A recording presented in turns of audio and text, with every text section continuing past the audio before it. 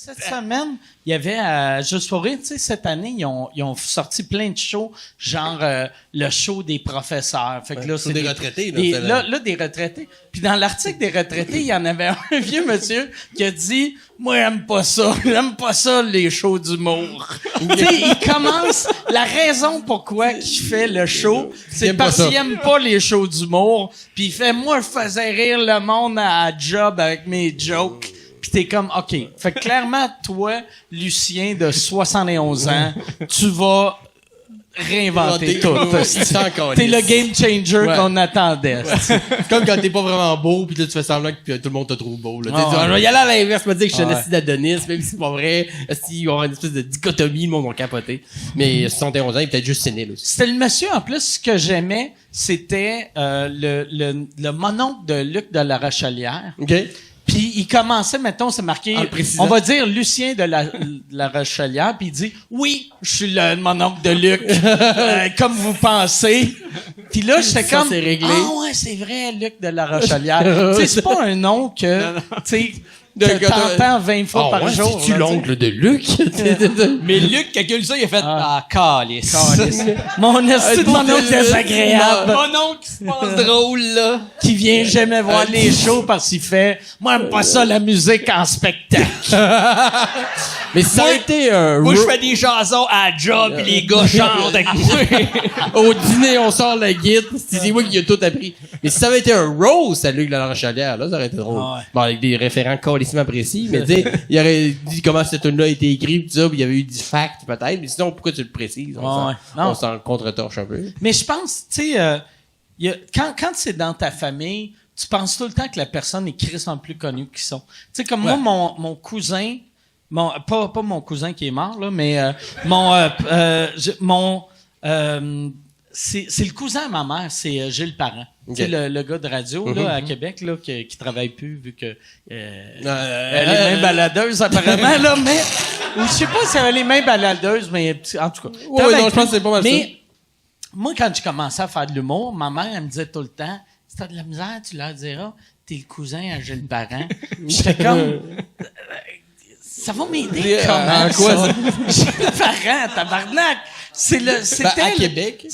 Mais à Québec, c'est une vraie star. Ouais. Mais, aussitôt que t'arrivais, c'était à Laurier Station. Saint-Nicolas, c'est fini. C'est fini, là. Le signal traverse pas l'autre bord. Gilles Parent veut s'acheter un char à Laurier Station. Aucun ça prend un endosseur, là, tu sais. Mais ma mère était comme, tu sais, je me rappelle le premier gala que j'avais fait, c'est ça son commentaire. Elle dit là, s'ils te font de l'attitude, dis que t'es le cousin à Gilles Parent. Ils vont backer off, là. Oh shit, ok. Gilles Parent. Mais c'est vrai pour les animateurs de radio de Québec, moi, ça m'a toujours fasciné.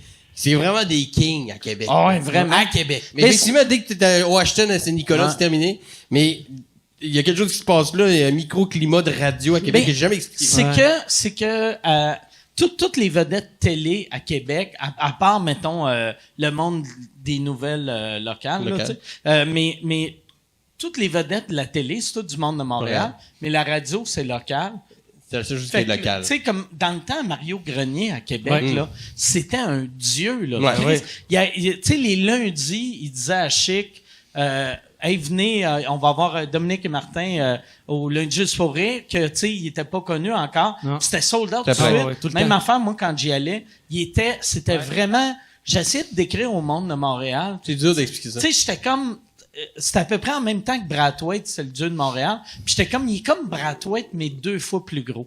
Mais même sans la télé. T'sais. Dans moins, tu sais, parce que Montréal, c'est plus gros. Mais ça a été mon premier, pas véritablement gérant, mais comme agent, Mario Grenier. Il m'avait vu d'un show, il avait aimé ça. Puis je venais de sortir de l'école de l'humour, son frère, Martin Grenier, qui faisait des shows à Gatineau dans le temps. J'étais allé jouer là, il avait aimé ce que j'avais fait, il avait parlé à son frère, qui était venu me voir à Québec. Puis là, il avait dit, on peut faire de la business ensemble. Puis genre, 6 mois plus tard, j'étais à Paris avec Martin Matt et Chicken Swell d'un gala super prestigieux à Paris. Je comprenais zéro où j'avais rapport là-dedans. Mais il y avait la main assez longue. Il a dit, non, lui, on va l'envoyer. Puis c'est sûr que tout le monde chez Grand Ré, qui est rendu comédien, a fait comme, c'est qui ce style-là? Pourquoi on l'enverrait à Paris à la place de, non, on va l'envoyer non, lui. Il est correct, c'est le cousin à Gilles Parent. Il connaît Mike qui est le cousin de Gilles Parent. Oui, Nous autres, Mario Grenier, c'est lui qui nous a engagés la première fois. C'était les yeux bleus à Drummondville dans le temps. Ah, ouais. Ouais. Fait qu'il nous avait engagés puisqu'on voulait faire le Dagobert. Tous les humoristes sortent de l'école voulaient faire le Dagobert à Québec. Puis il disait, moi, je vous connais pas bien, je vais vous envoyer à Drummondville. Fait que là, on est allé à Drummondville. Puis, c'était ça au Magog. Ouais, fait que là, on avait fait Drummondville. Ça avait super bien été. Fait que la personne nous avait rentré au Dagobert, à Québec, au Dagobert. On capotait, là. Parce qu'en plus, quand tu faisais des shows au Dagobert, c'était le rez-de-chaussée où il y a la scène, c'était bien plein de monde. Mais t'avais en haut aussi, la discothèque, c'était bien plein de monde. Puis quand tu faisais un gag, puis ça riait, ben en haut, ça piochait. La première fois, tu fais le saut, on a dit, tu fais comme Christ en train de se démolir, ici.